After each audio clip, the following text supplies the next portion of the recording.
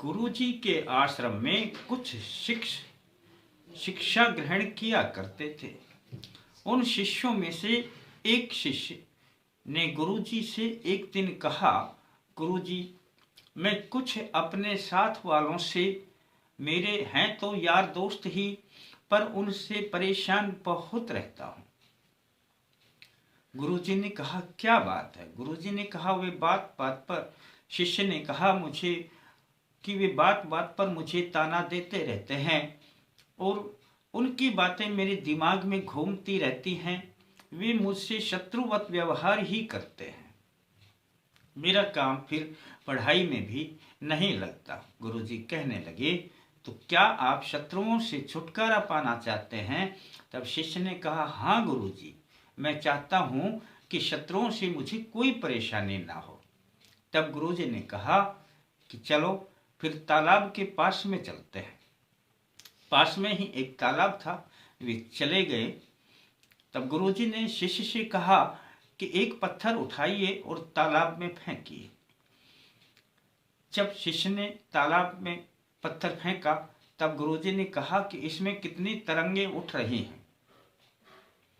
अब ये तरंगे धीरे धीरे करके शांत हो जाएंगी और पानी फिर पहले जैसा हो जाएगा। ऐसा ही हुआ। कुछ तरंगे उठी, पानी में हलचल हुई और फिर पानी शांत हो गया। गुरुजी ने कहा, फिर से एक पत्थर उठा करके आजमा करके देखें। फिर से एक पत्थर उठाया, उन्होंने फेंका, पानी में हलचल हुई, तरंगे उठी और पानी फिर शांत हो गया। गुरुजी ने कहा, ठीक इसी प्रकार से आपके जो शत्रु हैं वो हलचल पैदा तो करते हैं, परंतु वे स्वयं पत्थर की भांति फिर डूब जाते हैं और तुम उस हलचल को लिए हुए घूमते रहते हो। तुम पानी की तरह ही रहो। जिस तरीके से पानी शांत हो जाता है, मन में कोई बात आई और चली गई। शत्रु की बात को कभी भी अपने मस्तिष्क में जमा करके ना रखें और उनको आए जैसे ही वैसे ही जाने दें। वे चली जाएंगी, आपका मन शांत हो जाएगा। शिष्य ने ऐसा ही किया, उनकी बातों पर ध्यान नहीं दिया और अपना काम करते रहे। दोस्तों, यह सब बातें मैं आपको क्यों बता रहा हूँ? वैसे तो शत्रु हर जगह पर पाए जाते हैं। जो जितना अधिक उपयोगी होता है, कोई वस्तु जितनी उपयोगी होती है, उसके उतने ही शत्रु मिलते हैं। चंदन के बहुत से शत्रु मिल जाएंगे, काट काट करके ले जाएंगे। बबूल को कोई नहीं छेड़ता है। इसी प्रकार से मनुष्य जो महान होते हैं, जो महत्वपूर्ण होते हैं, जो सज्जन होते हैं, जिनमें कुछ गुण हुआ करते हैं, उनके बहुत से शत्रु मिल जाएंगे, परंतु वे अपने काम तक काम रखते हैं और कभी अपने जीवन में परवाह नहीं करते। शत्रु सिर्फ अपना काम करता है कि ये व्यक्ति हमारी बातों से कितना भयभीत होता है। यदि कोई भयभीत होता है तो उसे और भी अधिक भयभीत करने की कोशिश करते हैं, और यदि उन्होंने देख लिया कि उनकी बातों का इस पर कोई असर ही नहीं आता, तब वो शांत होकर बैठ जाते हैं। दोस्तों, ये तो मैंने बताया आपको अध्यात्म के रूप में शत्रुओं से कैसे बचा जाए। अब मैं आपको वो उपाय बताऊंगा जिसे आप होली पर करेंगे तो आपके शत्रु शांत होने लगेंगे, आपके शत्रुओं का दमन होने लगेगा। दोस्तों, एक ही दिन यह छोटा सा उपाय आपने करना है।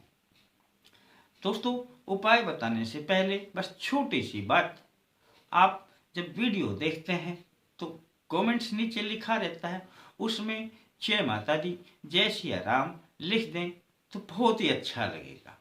वीडियो को लाइक कर लें तो भी ठीक है।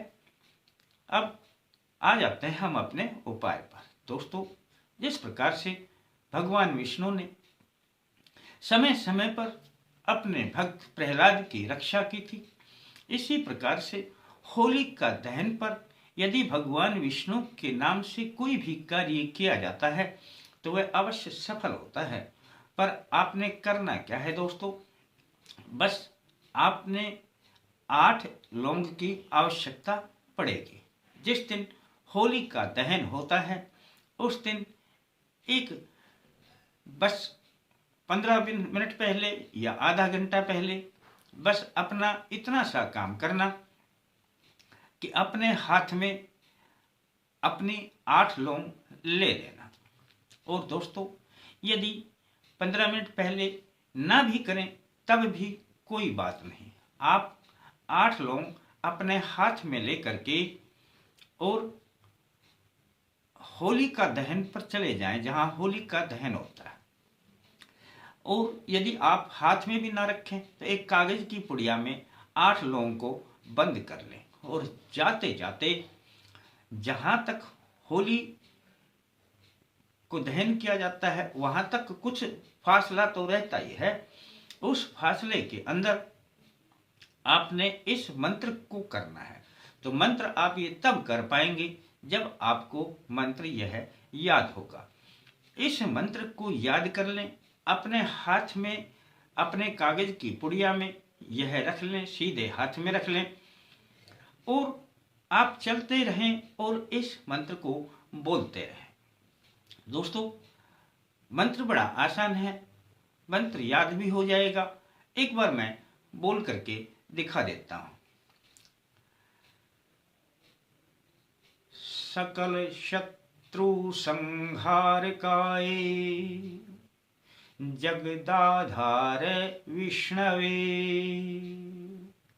रक्ष रक्ष कुरु प्रभो नमोस्तुभ्यं लक्ष्मी प्रिये। बड़ा आसान सा मंत्र है, बड़ा प्यारा मंत्र है।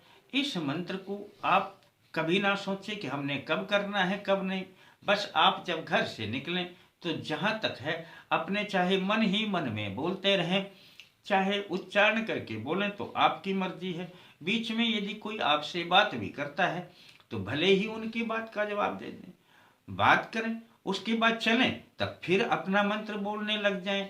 ये मंत्र आप अपने घर से और अपनी जहां होली का दहन होता है वहां तक अपने मन ही मन में जप करते रहें दोस्तों। और वहां जब होली को अग्नि दी जाती है तब आपने चाहे तो कागज को ही अपने होली का दहन में फेंक सकते हैं जिसमें कि लौंग रखी हुई है, और चाहे तो कागज में से लौंग निकाल करके और अपनी अग्नि में फेंक दें।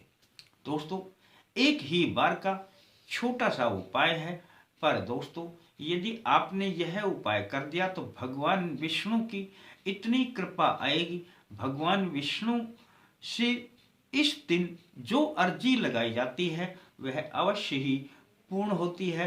आजमा करके अवश्य देखें। अच्छा लगता है किसी को बता दें।